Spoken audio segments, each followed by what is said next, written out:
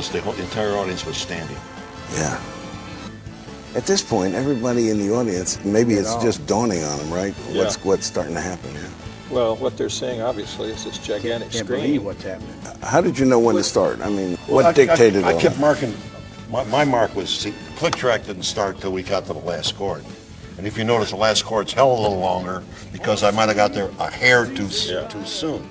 We had 3 run-throughs with the car, and I was trying to time the car at the speed it was going from where I start the 2001 till the car got to the stage. And then once the car got to the stage, someone in an Elvis suit got out and got behind that scrim. So you said that image. Right. And that's why I'm holding the last chord, because I'm waiting him to stand there long enough to make a picture. And then Ronnie's got the cue. We get the count off and we go. What are you hearing, Ronnie, in your headset? I think I'm hearing what's called a 4-channel mix.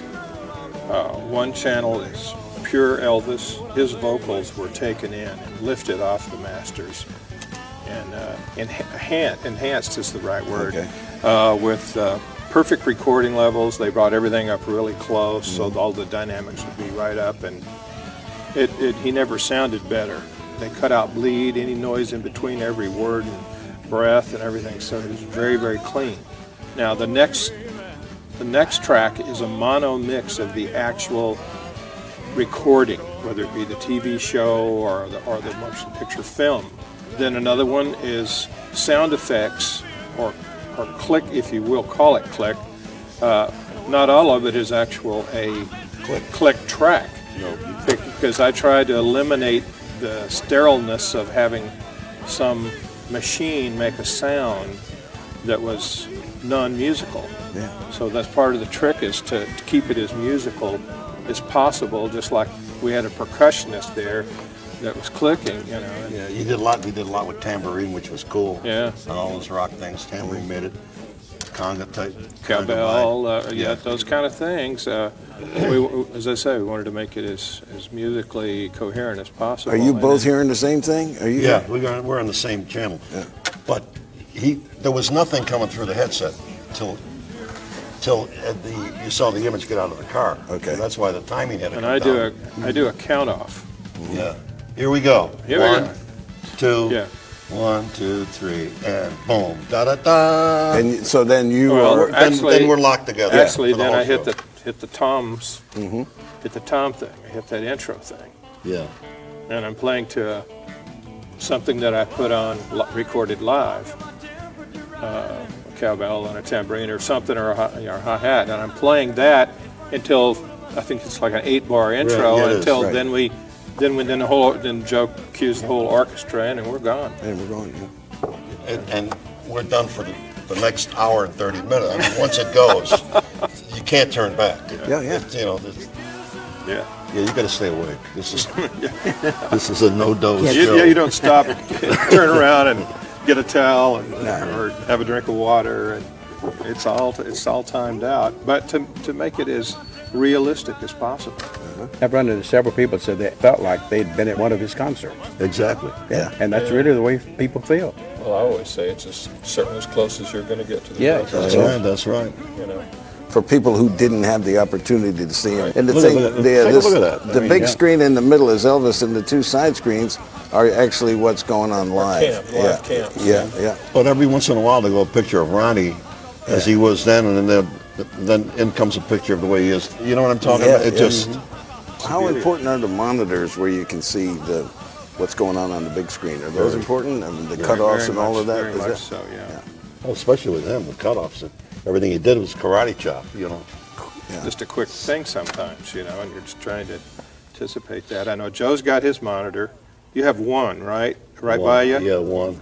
And I have one right set down in the drum set, so I could see it kind of above the snare and the toms there, so I don't have to look too far. And then there's 2 out front that I can look to either side of the set and catch, because I can't see the screen. I mean, I'm driving the bus up there, so I have no idea what's going on up above me. So That's wild. No, and Elvis did a lot of things that Ronnie used to catch, you know. I mean, it's like playing for a dancer. yeah. Really. We try to keep all of that in it, you know, and we tried to keep just so everybody knows this, we tried to keep as little of sterilization of rigid clicks and things like that. We tried to save as much as we possibly could to make it sound as exact as the original concert did. And that's why I and Joe and I are the only two guys that hear any of that source. Everybody else is playing to us. The orchestra's playing to his motion.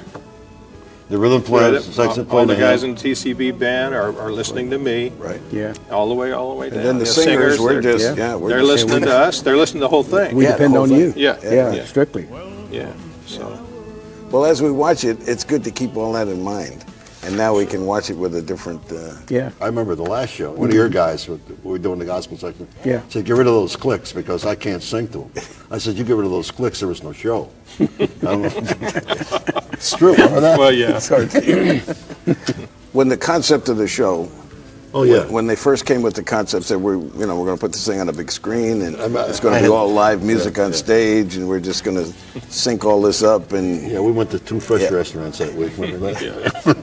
Anyway, we're doing this whole thing, and I said to Ronnie, I said, well, this is going to be weird because I hadn't seen Ronnie in a few years, but I said, I haven't seen these people in 20 years, 25 years. I said, all these old folks are going to walk in. All these old people. All these old people are going to walk in. And I mean... But you look the same. But you look the same. Yeah, we're watching the screen. Yeah, we're watching. Yeah, we're watching. Hey, we look we're great. dazzle ourselves. I mean, this ain't no way I'm going to be old. So... it was funny. That was that when we had our first rehearsal. We started without the 2000 when we started with the CC Rider thing. Everybody's sitting around, and we got through 4 songs. It was like we closed a week before in Cleveland or something. Yeah. I mean, everybody was so into it. From all of we were happening immediately. It's like we putting were on an old happening. shoe. Yeah. Then we got the Bridge Over Troubled Water, and I think it was Sylvia started to get tears in her eyes. We took a 10-minute break, came back, and we've been doing it ever since with no tears. And it's an exciting show. Well, also for background purposes, Joe and I went down to Memphis and went into a post studio, and we worked for a week, wasn't it? Yeah. We worked for a week with the pretense of only doing this show one time. In other words, we didn't have the time to sit and make it as perfect as it needs, as it could be. It really needs to be. For the ease of playing it over and over again, night after night, because let's just get enough on there to where we can get through it one time, and we've lived with it ever since. Yeah, but now, I don't know if we know it or not. It's like a wild ride. You just hang on for dear life. See you at the end. Have there been any performances? I haven't done them all. I don't think Gordon's done them all, but you guys have probably done them all. Has there been a night when it didn't work, when you had to catch up, or you had to start again, or what? The first night. The first night. The first night in Memphis. You mean on the 20th anniversary? Yeah, we were all there for that. Yeah. Well, we started Suspicious Minds, and somewhere in the middle, somebody kicked the plug. Kicked the plug, and all the power on stage. It wasn't just an amp or a light, it was all power on stage went out. So the screen went dark, lights went dark, sound went dark. I think they had one emergency spotlight, I think. And I started playing a solo because somebody had to do something. We couldn't stand there. But the solo was in tempo. Well, yeah. I tried to keep it going, and I played until they were able to turn everything back on, and the fans went crazy in the sense that they started yelling, do it again, do it again. They wanted us to go back to the top, so we did a re-roll, started the song like there had been no problem, and the people stood up and just freaked out. Just let you know that they were behind it, no matter what. I'll tell you, that's an awful. It's a feeling of flop sweat you don't know because you can't. There's nobody to stop. Yeah. All right. It's just nobody to stop. Yeah, it can get pretty damp up there. So that was our first introduction to technical glitches. And let's watch a little more. I think right now it's really hard to watch this on a DVD or on television and imagine unless you've seen the live performance. I mean, right now it looks like Elvis is performing with his group there. Mm-hmm. It does, doesn't it? I mean, It is. it does. You know what makes this happen? The energy is the same as it used to be because you got the original cast. That's what makes the energy makes a show. Yeah. Elvis inspires you to have that energy. Yeah, but it's just everybody's been working together. Yeah.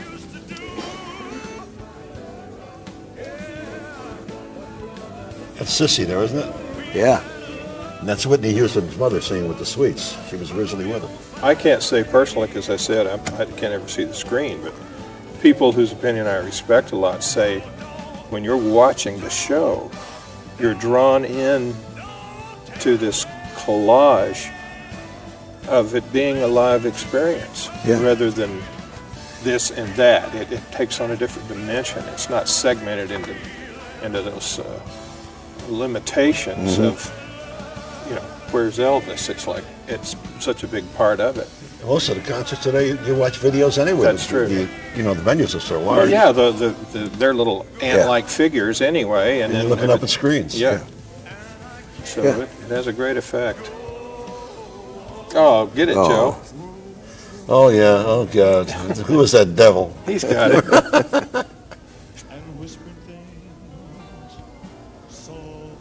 Now tell me that don't look real. That is real. That's for sure. That's what you think of it as being real.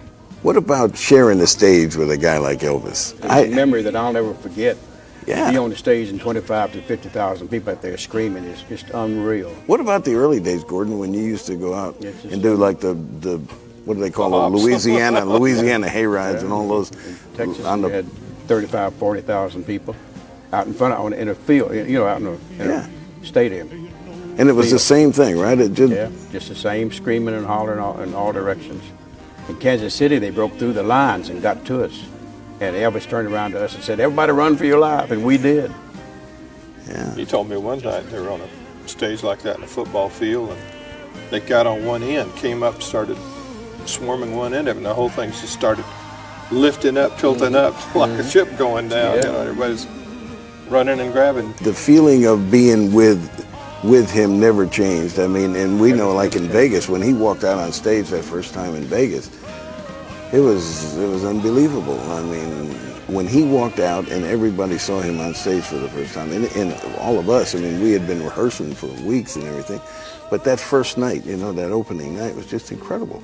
The feeling that people are in awe of him, and when he walked out, it was that people, that some people could faint at just the very sight of him. It's amazing that the presence he had. Everybody else, you go see a show, but when Elvis would come out, it was a happening. Yeah. All the markets you play was a happening. People would come in motorhomes and all kinds of things. Asheville and those places. It's just unbelievable. Yeah, we see everything from grandkids to grandparents. Yeah, he had three audiences. Three audiences. And it's remarkable what we're doing with this show.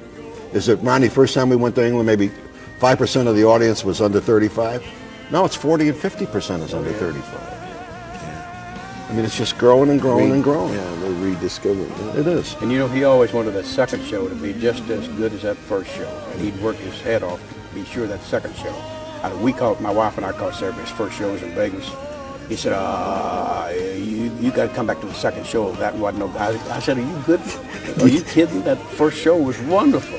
He said, no, but we had tickets to other shows, so we didn't go to the second show, Well, the second show, yeah. The first one was dinner show. It was dinner. That was a yawning contest. You Just get this waiters over dropping with. It couldn't have been any somebody's better. steak out there.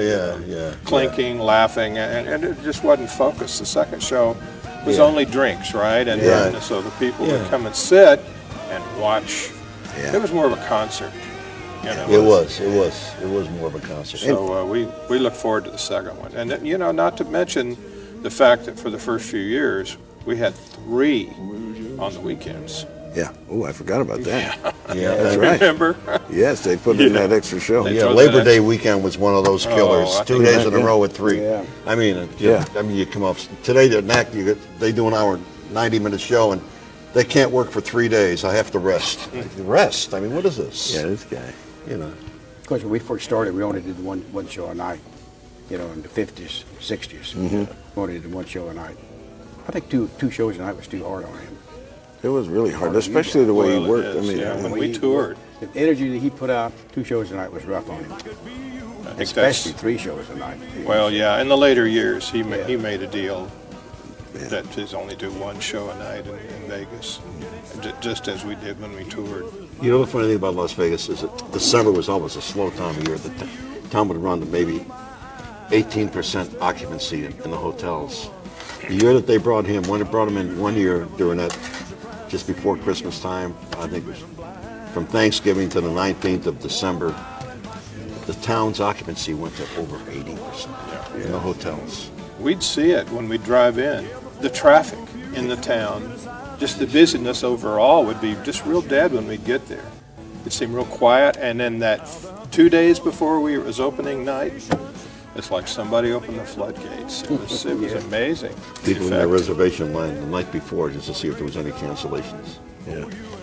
In Vegas, when he was, you know, down there shaking hands with people, some people slipped the ring off his finger. Yeah, that's when you put the tape on. Yeah. This is Hawaii, isn't it? That's Hawaii, yeah. Sweet inspirations. Sweet. Then and now. Back to the, The people that get a chance to see this footage are really seeing him, in my opinion, at his best, because his live performances were where he really excelled. You know, studio was, I mean, did some wonderful recordings, obviously, but he was hard to control in studio. Felton Jarvis used to pull what little hair he had out, trying to get him just to stay behind some flats and he just wouldn't. He wouldn't do it. stay on. He wouldn't stay on mic. He wouldn't stay on No. mic. He'd wander around. Yeah, he'd Yeah. grab the Yeah, microphone. wander Here's this around. really, several $1,000 microphone. Didn't matter. He'd just pick it up off the Especially if he didn't stand. want to sing it. Yeah. Right. He'd yeah. get just as far back as he could from the mic. He'd get just back to the wall. And they'd say, Elvis, you've got to stay in. You got. No. He'd grab it. He'd come stand over, so he could sing with everybody else, or stand in front of the drums where he's comfortable, Yeah. where he could feel, not just hear on a headset. So he was a very impetuous guy like that. It was real hard to control that. So he, as I said earlier, he's pure. He was a purist. He really believed in the art of recording, and that's what they have here. They recorded a live performance, Yes. and that's where he's at his best. Did you realize that when you were doing these things in the studio the first time that they would last that long, and that these songs would ever? I mean, some of these. Never dreamed they'd be around this long, and we still getting paid for them. Yeah. Can't believe that. Dizzy used 5 of them last year. Really? He never dreamed they'd be around as long. At the end of All Shook Up, I didn't do one of the AAs with him. And I said, hey, I didn't do that last AA with you. Of course, in those days, you had to do it over. Yeah. He said, oh, if it ain't sober, then it ain't going to sell no way. So, and that's really the way he felt. Yeah. Yeah. One of the funniest recordings was I'll Have a Blue Christmas Without You. And he didn't want to do that recording because Ernest Tubb had a big record on it, on Decca, and he didn't want to do that recording. He told Steve Shows, I'm not going to do this. And they said, we made a deal on this song, and you're going to do it. Every time he'd step up to the mic, Scotty'd play the introduction, he'd step up to the mic and say, I'll have a blue Christmas without you. and of course, the engineer said, you can't say Christmas that way. People think you're making fun of them. Every time, same thing. Yeah. I'll have a blue. He said, he told us to make it as ridiculous background as we could make. And Millie came up with that, woo, the thing she came up with. Yeah, the ink spots didn't sleep for a month. Yeah, right. The only time that he said, I'll have a blue Christmas correctly was the recording that you're actually hearing. And he thought they wouldn't release it if we made that horrible background. It was the most programmed Christmas record of all time. That's right. Yeah. Plus, it's a good song. Yeah. I think it is. Yeah. Blue Christmas. Well, you can hear the way he plays with lyrics even during this show. Yeah. He'll get something clicks in his mind. And it might be a little shady and some of it you can't. Yeah, but he'll say it because that's just the way he was. He would. Just anything. 'Cause Even he in the loved to studio, laugh. he would. Oh, yeah. And then, of course, you'd have to do it over. Oh yeah. But he'd laugh for the joke of it. See, 'cause Yeah. Yeah. He always wanted. He made fun out of everything he did, and just had a good time. And I think that's the reason his music has been around as long as it has. Oh, I love James's hair. JB. Ronnie, Speaking there. of handsome devil. Speaking of Yeah, right. Mr. Joe Guercio. Joe Guercio. Oh, look. Yeah, Now, he took all the Italian away from my life. Guercio. Hey, Ronnie, you got to tell them about how you put the solos in here. The first night I heard you guys do that, it blew me away. I just took the song and re-recorded it, in Pro Tools, as they call it, with an apparatus that allows you to duplicate the verses and the choruses, and just kept doing it as many as we decided on doing. So I stacked them in a loop together. So it allows us to actually go off yeah. to be able to play the solos.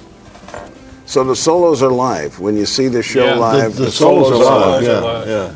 And how do you get back on track then? I listened to it. I Yeah. have to listen. Yeah, for him to do a drum solo like he does, because he's not listening for the track and hoping it's correct. He just goes straight on. And every time he makes it, I applaud. Right? You've made it every time so far. So far, Yeah, there he is. That's much. Now here's where we're going to come back live again. Genius at work.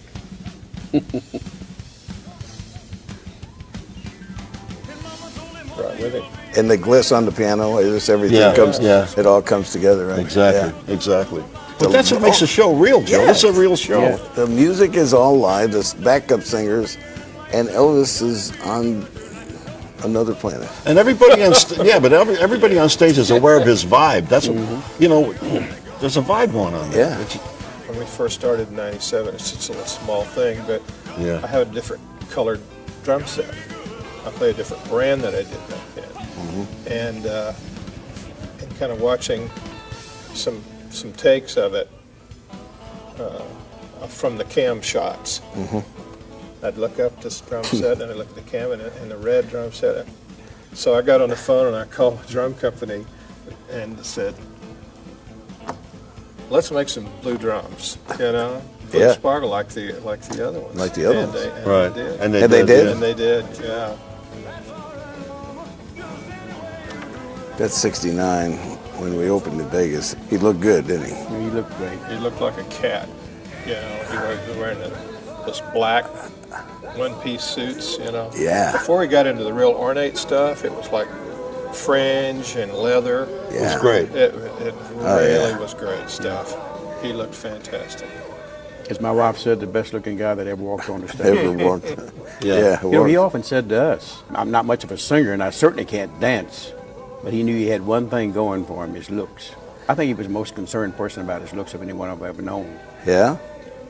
And it paid off for him. What about his musicality? I mean, do you think he was a good musician enough to know what he liked or what the people liked? What the people liked. What the he people wasn't much of a liked. musician, and he was the first to admit it. He wasn't a good musician. Yeah, I think he was embarrassed by his lack of musicianship. Yeah. Oh, yeah. But he surrounded himself with people that he trusted. That did. But that did. he also had great ears. Oh, well, I was Yeah. going to say, I mean, great that ears, has nothing great to do with the ears. fact Yeah. that his Yeah. ear for pitch overall, Right. and we hear these tracks, night after night, and it's just amazing how little pitch fixing. Well, they didn't go in and do any pitch fixing, No, which could have been easily done, They just, it was was what it, naturally what it was, He wasn't one to compliment you. Just the fact that you were there is your compliment. yeah, and he knew. Oh no, he give you that compliment The on look. stage. If you do something, It'd be the eyes. he just get over. Just the way You get that look smile. You like get to look. That if you smile. nail it ending with ending with him like, Yeah. and he knew it was like one thing that Yeah. would have been difficult. He just look over and go, give you that nod like Marty. You'd hear that pedal tone note on. Yeah. Love and feeling. Love and Feeling. And when he says yeah on that, he's talking to the bass trombone player. Yeah. Yeah, he says yeah, Marty. He- yeah. well, That was your compliment. yeah, I mean, That's right. And that was he loved. Yeah. Who else would carry a third trombone player on the road but Elvis Presley? To hear that pedal tone, nobody else would. You'd look for a lead player, wouldn't you, Ronnie? Yeah. Yeah, But Marty, of course, was a real specialist to hear him in these recordings. Yeah. but he talked about the vocal thing too, Gordon. You could, at one time at the piano, he was going, okay, now this is the high singer, and then this is where Gordon's here, and then you got the lead singers are here, and then he said finally, you know, this is the bass, and then JD says way down here, and then, you know, he'd like cover the keyboard and show. So I mean, he had some idea about what was going on, and you know, his little fingers were kind of gnarled up there, and he would do that. He really felt rhythm. His rhythmical singing. Who could ask for anything Yeah, more? right. Who could ask for I mean, I learned, you know, from having to depend on everything that I'm hearing and doing these things, I had to learn to depend more and more on the solidity of his vocal track. And it's given me a whole different perspective of his ability, Yeah. you know, his rhythmical outlook or ability with his voice. Yeah. Well, I think it's important to mention right now that what the viewer and what we're listening to is the actual performance, not of the original source. Oh, yeah, you're right. This was taking place at the 25th anniversary, so and the sound we're listening, as well as the you know, video. Well, how would you compare that? I think that's a good point, huh? There's no comparison. The voice is the same, okay? Better. But the voice is better? Better. Right. Okay. And then the instrumentation and the vocals on stage are live at this moment. Yes. Okay, is it better than the recording? Is it better Yes. than what you've got on a Yes. CD somewhere? Yes. It is better. Yes. Oh, there's no doubt. Digital recording. There's no doubt. Better microphones, better equipment. separation, better equipment overall. Oh, this is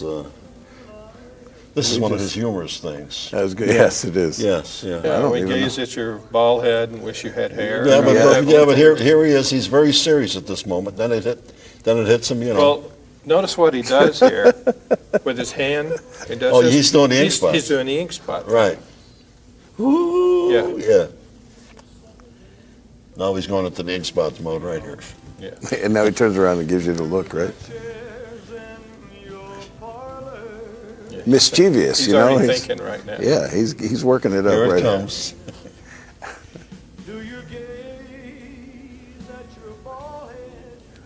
Your bald head.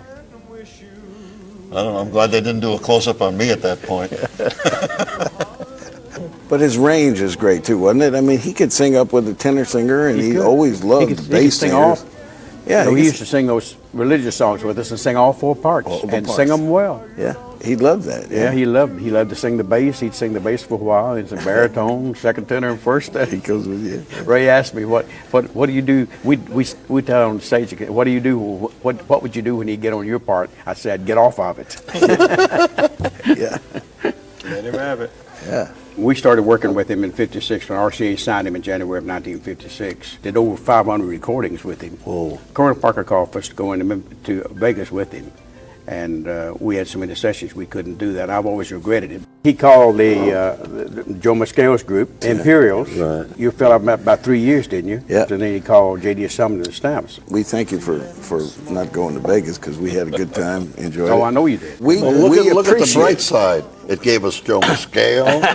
I haven't decided whether that's been good or bad yet. I'll find out. Yeah. That's funny, you know. Our dressing rooms were downstairs at that time the International Hotel, and you open our door and we could see Elvis's door, you know, across the hall, and there was an elevator that came down to the dressing rooms, and it was always interesting to see what movie stars. Yeah, I mean, all the wasn't celebs, it? All yeah, the celebs that would come down to, you know, after the show to greet Elvis, and you know, it's amazing that everybody wanted to see Elvis. Yeah. Well, it's just an interesting moment to talk about that little mischievous thing that he would do Yeah. from time to time. He decided, instead of going up the private elevators out the dressing room and up to his, he decided he's going to walk out through the audience and exit the hotel, go right through the casino and the whole thing. Yeah, yeah. And I happened to be walking out at the same time, and he had, I think, only 2 or 3 of his guys with him.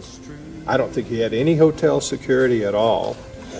And it was funny because I could see him way over out of my peripheral, you know, and I heard a little something, and I looked over, and oh, there's Elvis and the guys. Then I realized that in seconds, What's he doing? panic was starting to happen. These women were starting to scream. People were rushing around, you know, because it was a full full casino. Yeah, So well- I go over to where they are, and we all lock arms. We get kind of like in a V shape and escort him out because people are grabbing at him. Oh, yeah.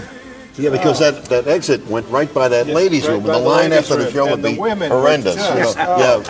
They were just That's pouring right, yeah. over there. So it was a funny moment. And And he's laughing the whole time. Yeah, oh, he laughed. He loved it. He thought anything like that was Well, he funny, did and it it was purposely. funny. He did it Yeah, it was. purposely. It He did was funny. purposely, yeah. I remember one time a lady reported, which they didn't have very many in our days, that were allowed in Right. to him. But this one, and she said, "Well, you know, I'm an admirer. I like him, but he don't knock me out that much." She said that to us before Elvis came in. When Elvis came in to the room, she froze, could not say one word. And of course, he was the kindest person in the world. He was so sweet and so kind to people. He said, "Well, ma'am, can I help you?" Tried to break the ice with her, but she just froze. After Vegas, we went on some dates, like the Cow Palace and the Forum. You remember after that first, after the last bow, Elvis gets in the limo and he's gone, and then the band keeps vamping or something, and then somebody says Elvis has left the building. When he's clear of the building, he's already back at the hotel probably. Anyway, then we all go out, the band and the singers go out to this bus and out in the back of the Coliseum or whatever it was, and the crowd had already come around the back thinking Elvis They is going don't to... believe he's gone. No, they don't believe he's can't, gone. and they won't believe he's gone. They were shaking the bus. They almost turned the bus over. Well, we That's took right. some of those glasses that he's Yeah. known for, and I think we put them on Me, you, didn't we? yeah, Put them on me, you, yeah. and we had you kind of Yeah. scoot down, like you were kind of like, huh? And they were jumping up the bus, and then they started rocking, and they were going to turn They the were bus gonna- over and get you. Yeah. You know. They- Finally had to get you to take the glasses Take the off. All glasses- he had to do was sing, and they Yeah. go No, on. I had to sing. I had to go down and wave at him, say he is not. He's not here. No, we got to go. I mean, they wouldn't let the bus. Yeah, I mean, a lot of That craziness. was Jacksonville, Florida. Oh, is that where that was? I thought it was up north I think it somewhere. was Jacksonville. Yeah. It's all a lot of pleasant memories, isn't it? No, it is. It's great memories. Wonderful. And I'm glad the fans are getting to see this. It's a great thing.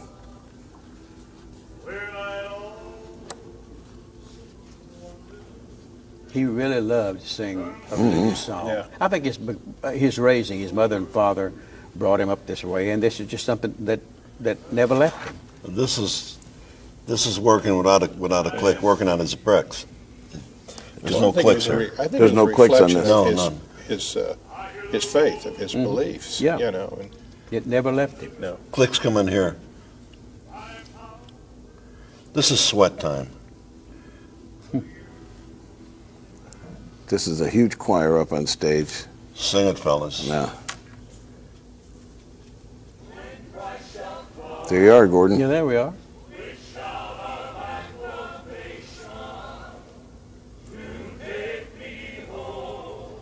Yeah, that's where the clicks come in. Yeah, now, when it goes to tempo, right?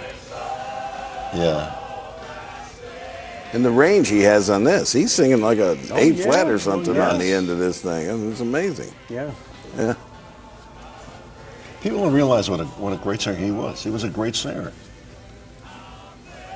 Yeah, this is, I think over the years, I think his karate training, learning how to breathe properly, really helped his control and keep his voice powerful. You're probably right. but it's also, I think, he was fearless. He just reached Well, he up there and went did for it, right? Yeah, he went just- for it. Yeah. Really. Gordon, you guys look good. For old people. Well,